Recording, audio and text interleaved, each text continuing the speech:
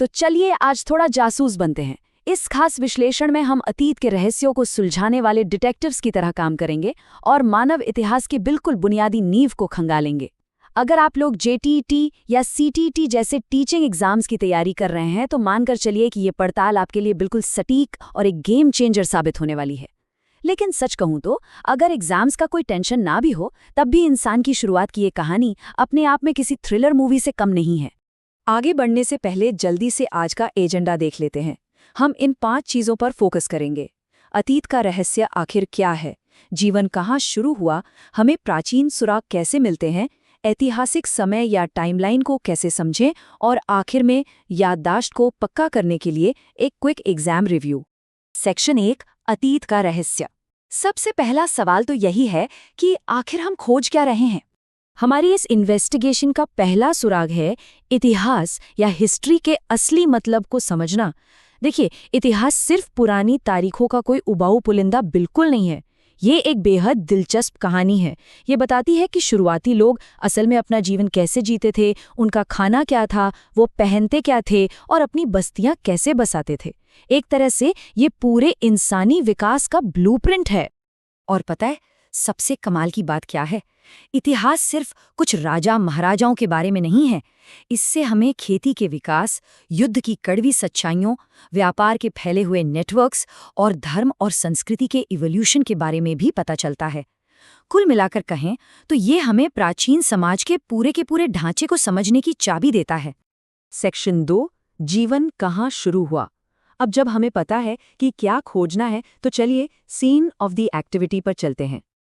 अगर हम पैटर्न देखें तो शुरुआती बस्तियां लगभग हमेशा प्रमुख नदियों के किनारे ही बसीं, जैसे कि सिंधु या इंडस नदी का ही उदाहरण ले लीजिए। ऐसा क्यों? बहुत ही सिंपल सी बात है। नदियां पीने का पानी देती थीं, खेती के लिए बिल्कुल परफेक्ट कंडीशन बनाती थीं और सबसे बड़ी बात, खाने की लगातार और भरोसेमंद सप्लाई पक्की करती थीं। पानी के बिना तो जीवन मुमकिन ही नहीं था ना, और प्राचीन लोग ये बात बहुत अच्छे से जानते थे।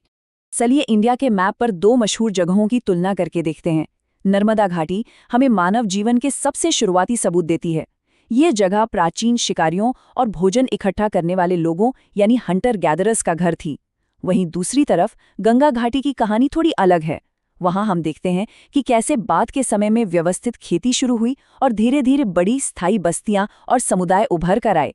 ये पूरा सफर खानाबदोश जीवन से एक व्यवस्थित समाज तक था। सेक्शन 3, प्राचीन सुराग। अब एक बड़ा सवाल, अतीत की इतनी डीप डिटेल हमें आखिर मिलती कैसे है? इस पूरी जांच का नेतृत्व करने वाले असली जासूसों को हम इतिहासकार या हिस्टोरियंस कहते हैं, और उनका सबसे बड़ा हथियार होता है सोर्स यानी स्रोत। ये वो बेसिक शब्द है जो किसी भी ऐसी जगह, टेक्स्ट या चीज़ के लिए इस्तेमाल होता है जहां से हमें कोई ऐतिहासिक जानकारी मिलती है। समझ लीजिए कि यही वो कच्चा माल है जिससे अतीत की पूरी कहानी बुनी जाती है। इसी से जुड़ा एक और बहुत ही भारी भरकम शब्द है पुरातत्व या आर्कियोलॉजी। ये पुरानी भौतिक वस्तुओं का वैज्ञानिक अध्ययन है। इसका मेन काम मानव कहानी के बिखरे हुए टुकड़ों को एक विशाल पजल की तरह साथ जोड़ना है। जब भी जमीन से कोई पुरानी चीज बाहर आती है तो ये पुरातत्व विधि होते हैं जो उसे बोलते हुए सुराग में बदल देते हैं। अब जरा पांडुलिपियों यानी मैन्यूस्क्रिप्ट्स के बारे में सोचिए।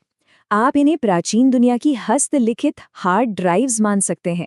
प्रिंटिंग प्रेस तो तब था नहीं, तो जानकारी को बहुत ही नाजुक ताड़ के पत्तों या पेड़ों की छाल पर बड़ी सावधानी से हाथों से लिखा जाता था। ये सोचकर ही रोंगटे खड़े हो जाते हैं कि हमारे पूर्वजों ने कितने ज्ञान को इन नाजुक पन्नों पर सहेज कर रखा था। और उन नाजुक पत्तों के बिल्कुल उलट होते हैं अभिलेख या इंस्क्रिप्शंस। ये पत्थर या धातु पर उकेरे गए स्थायी पब्लिक रिकॉर्ड्स थे। अगर आज की भाषा में कहूं तो ये उस जमाने के सोशल मीडिया पोस्ट्स थे। राजा लोग इन्हें अपने आदेशों और अपनी महान उपलब्धियों का ढिंढोरा पूरी दुनिया और आने वाली पीढ़ियों के सामने पीटने के लिए बनवाते थे। सुरागों की इस लिस्ट में एक और मास्टरपीस है सिक्के।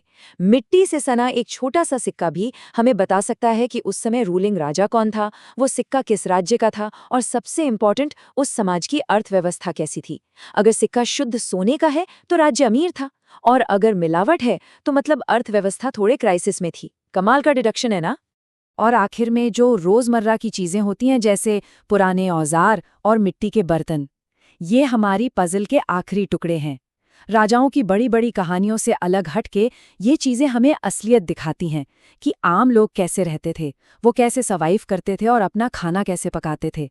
सेक्शन 4, ऐतिहासिक समय को डीकोड करना।